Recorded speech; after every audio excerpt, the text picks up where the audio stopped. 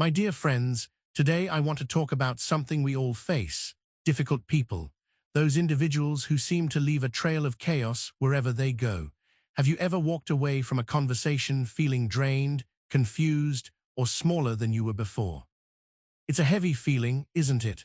But what if you could become immune to it? What if you could build an inner fortress so strong that their negativity couldn't find a way in? This transformation isn't about learning clever comebacks or winning arguments. It's not about building higher walls. It's about a single, powerful shift within yourself that makes you untouchable in the most peaceful way. So let me ask you a question, and I invite you to be truly honest with yourself. Why do their words and actions have such a profound effect on you? The answer, as difficult as it may be to hear, is that on some level, you are giving them the key to your inner world.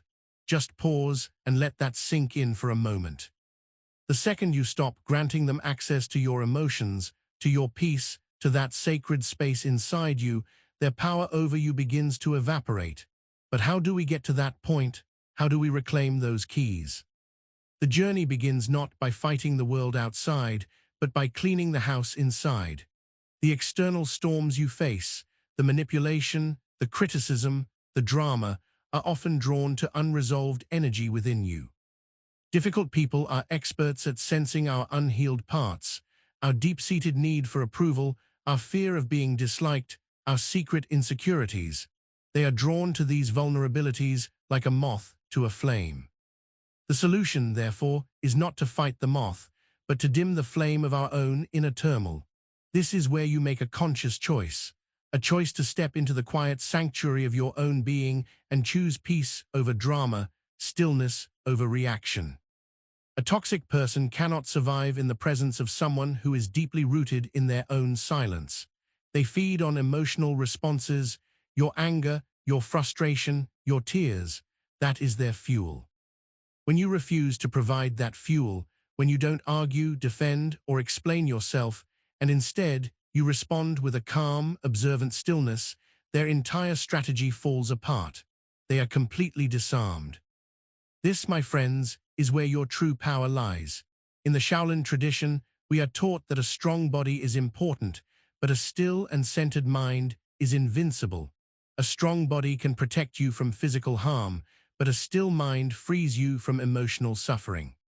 Freedom isn't having a life without problems or difficult people. Freedom is refusing to allow their chaos to become your own. When someone tries to provoke you or manipulate you, they are inviting you to enter their storm. They want you to play their game in their darkness, but when you remain still, centered, and present, you decline their invitation. You force them to stand alone in their own storm, and they can no longer siphon your energy. In that moment of conscious choice, you change your entire energetic frequency. You begin to radiate a quiet confidence, a solid presence, and here is the truly magical part: they feel it. Toxic people are instinctively aware of when they have lost their grip on you, and like shadows in the morning sun, they simply recede. Let me share a story. A young student came to me, his heart heavy with frustration. He said, "Master, I try to be compassionate, but a colleague at my work constantly belittles me. My silence only seems to make him more aggressive." I told him, "That is because your silence is not one of peace, but one of fear. You are silent because you are hoping he will stop, hoping he will finally approve of you. Your silence is full of unspoken pleas. That is not true silence, it is suppressed pain. True silence is not empty. It is full of power and self-respect." I advised him, "For 1 week, I want you to focus on cutting the invisible cord that connects your self-worth to his opinion. Every time he speaks, instead of listening for the insult, listen to the sound of your own breath. Anchor yourself in your own body. Do not look for kindness in his eyes. Find the strength in your own spine." Weeks later, the student returned, and he was a different man. He had practiced this internal shift. When the colleague made a sarcastic comment, the student didn't flinch.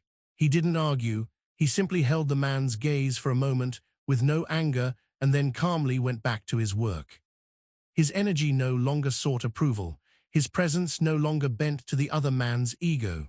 The colleague, confused by this lack of reaction, grew quiet, and left him alone. The student was free, not because the other man had changed, but because he had. This is the spiritual practice I offer to you.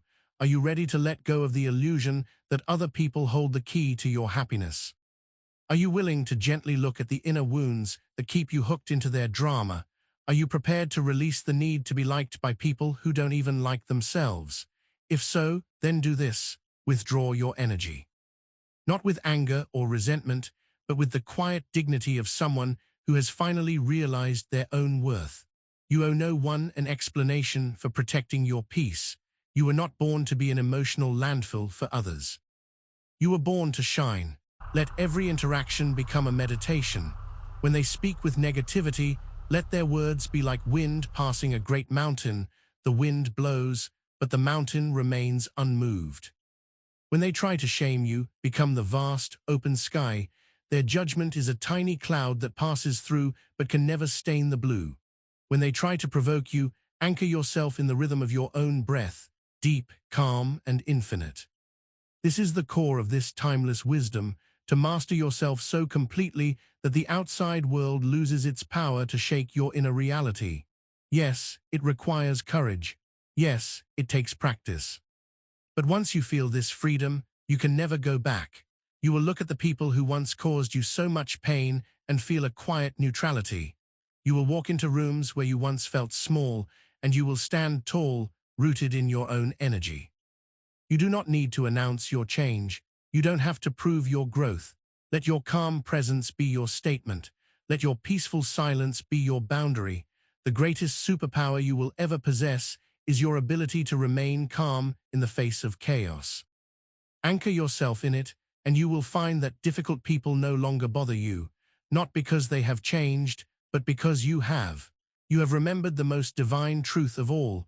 Your peace is your most sacred possession. And no one, absolutely no one, has the right to take it from you without your permission. Let this be the moment you take your permission back.